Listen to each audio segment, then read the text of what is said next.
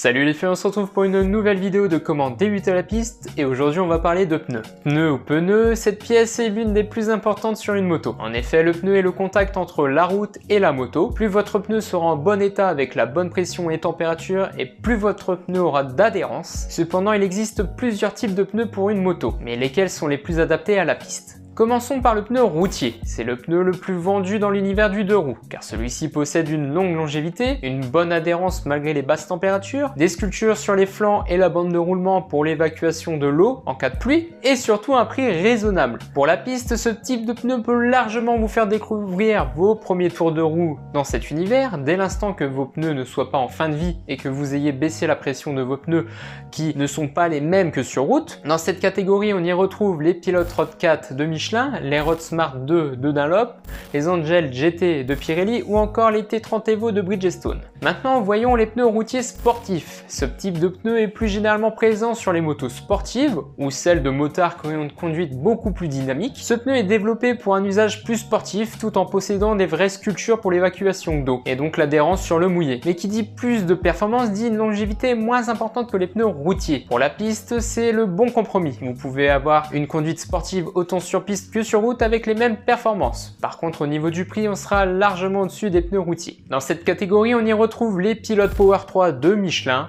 les Sport Smart Mark 3 de Dunlop, les Diablo Rosso 3 de Pirelli ou encore les S22 de Bridgestone. Rentrons enfin dans le cœur du sujet avec les pneus piste homologués route. Ce type de pneu est étudié pour une utilisation sur piste principalement. La première chose qu'on remarque, c'est les sculptures. Elles sont beaucoup moins présentes que sur les types de pneus vus précédemment, mais permettent toutefois d'être homologués pour la route. Il est possible de rouler sur le mouillé avec ces pneus, mais il va falloir être beaucoup plus prudent que si vous rouliez avec des pneus routiers. En revanche, là où le développement porte ses fruits, ce sont sur les performances. En effet, ces pneus offrent une adhérence encore plus efficace, d'où l'absence partielle de sculpture, et une fois les pneus mis à température, vous pourrez les exploiter d'une façon optimale. Là où ça coince un peu, c'est au niveau longévité, qui est encore moins important que le pneu routier sportif. Et au niveau du prix, on sera supérieur à celui-ci. Dans cette catégorie, on y retrouve les Power Cup 2 de Michelin, les GP Racer D212 de Dunlop, les Diablo Super Corsa V3 de Pirelli ou encore les R11 de Bridgestone. Ensuite, passons encore à un niveau supérieur avec les pneus slick. Ces pneus possèdent aucune sculpture, donc en cas de pluie, ça risque de glisser un petit peu. Ce pneu est uniquement destiné à la pratique sur piste. Malgré qu'il offre la meilleure adhérence sur le marché du pneu moto, il est interdit de l'utiliser sur route. De plus, le pneu slick supporte mal le cycle de chauffe-refroidissement, c'est pourquoi il faut au maximum limiter la phase de refroidissement entre chaque session à l'aide de couvertures chauffantes. Pour pouvoir exploiter le plein potentiel de ces pneus, il faut mettre exactement la bonne pression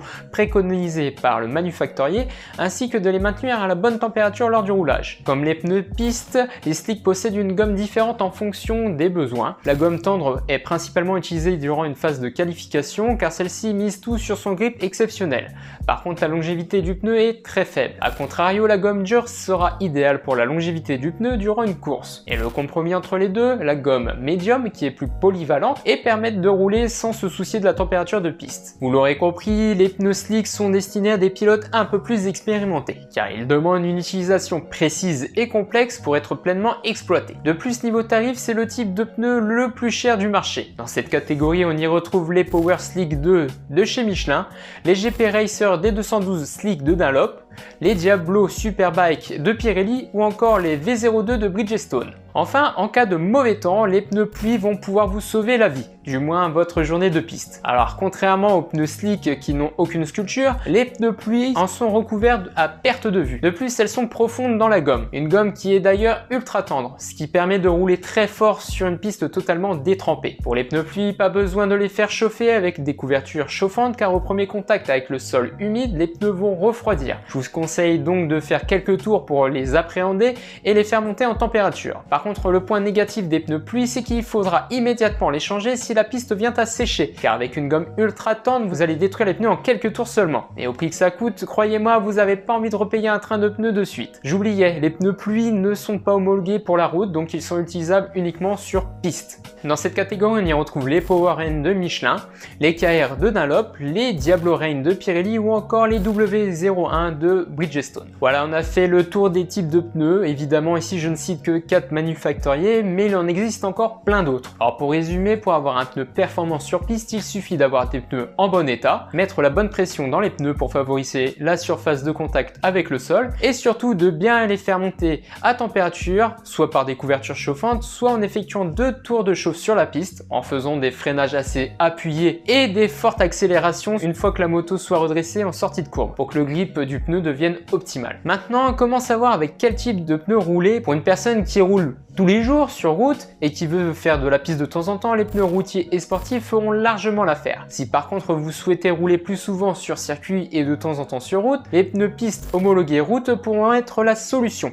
Enfin, si vous souhaitez uniquement rouler sur piste, partez directement sur les pneus piste homologués route, et si vous êtes un pilote plus expérimenté, vous pourrez prendre des pneus slick. Pour finir, je vous ai fait un tableau avec toutes les pressions des pneus pour vous faciliter la vie sur piste. Le tableau est disponible dans la description sous cette vidéo. Voilà, maintenant vous savez quel pneu chausser pour passer une bonne journée sur piste. J'espère que cette vidéo vous aura plu et aidé. Si vous avez des questions, n'hésitez pas à les poser en commentaire et dites-moi quel pneu vous utilisez pour la piste. Pensez à liker et partager cette vidéo. Vous pouvez aussi vous abonner à la chaîne afin de suivre les prochains épisodes. On se retrouve très vite les furieux pour un prochain numéro. Allez, gaz!